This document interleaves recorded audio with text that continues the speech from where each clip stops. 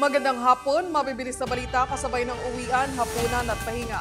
Mga up-to-date na balita ngayong araw ng Martes. Garantisadong mabilis lang to.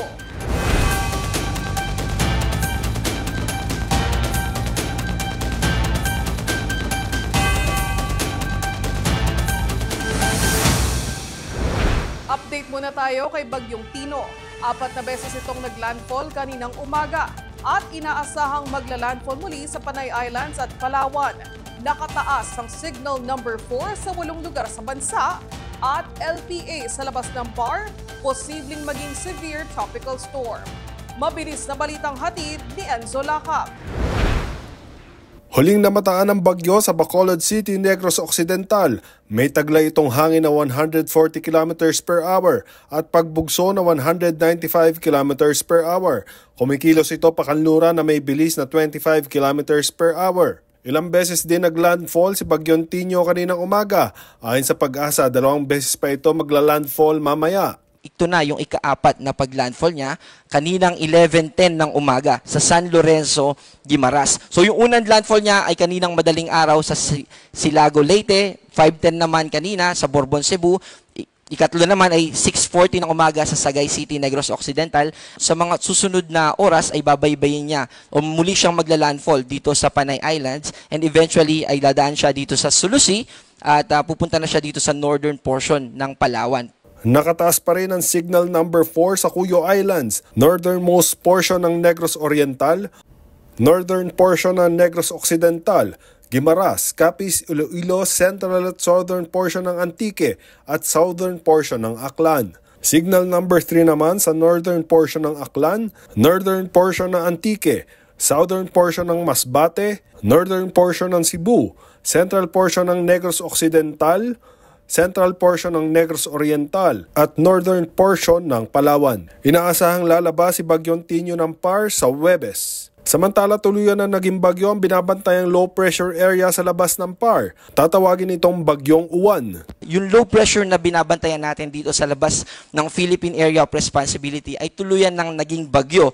At ito po ay bibigyan din natin ng local name na uwan or sa Bisaya po ito ng ibig sabihin ay ulan. So tropical depression siya sa kasalukuyan pero nakikita natin na yung paglakas niya into tropical storm, eventually severe tropical storm into typhoon ay nakikita natin na mataas yung posibilidad. At papasok po ito ng Philippine Area of Responsibility ng typhoon category by Friday night or Saturday ng umaga. Sa huling sea-trap ng NDRRMC, umabot na sa halos 58,000 pamilya ang apektado ng bagyo sa 6 na rehiyon sa bansa. Pumalo na rin sa 122,000 katao ang nasa evacuation centers, habang nasa 46,000 katao naman ang pansamantalang lumipat sa ibang lugar. Habang nasa 77,000 katao ang agad pinalika sa Mimaropa, Region 6, 7, 8 at Caraga. Enzo Lacap, All TV News, Channel 2.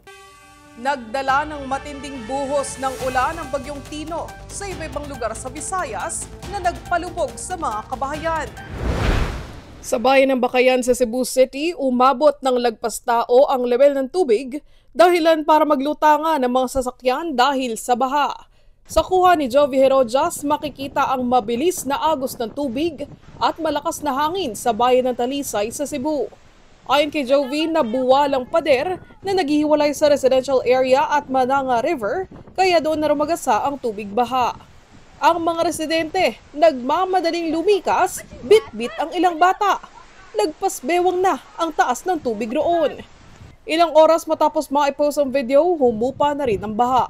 Makikita na lamang ang putik at mga punong nagtumbahan.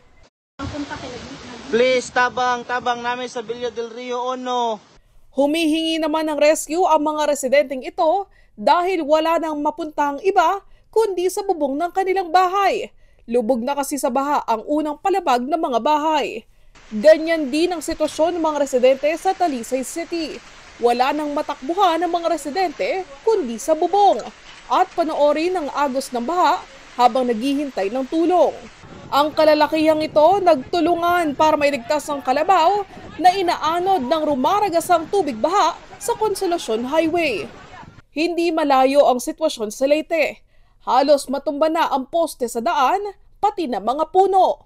Ang mga personel mula Mayorga Police Station nagsimula ng mag-road clearing operation sa Maharlika Highway para hindi maantala ang paghahatid ng ayuda. Sa iba pang mabibilis na balita, 7 sasakyan ng pamilya Diskaya ipa-public auction ng Bureau of Customs. Mga kawani ng gobyerno, maagang makatatanggap ng year-end bonus at cash gift na 5,000 piso. At MRSA, bakit nga babanta ngayong flu season? Abangan niyan sa pagbabalik ng Mabilis Lang To.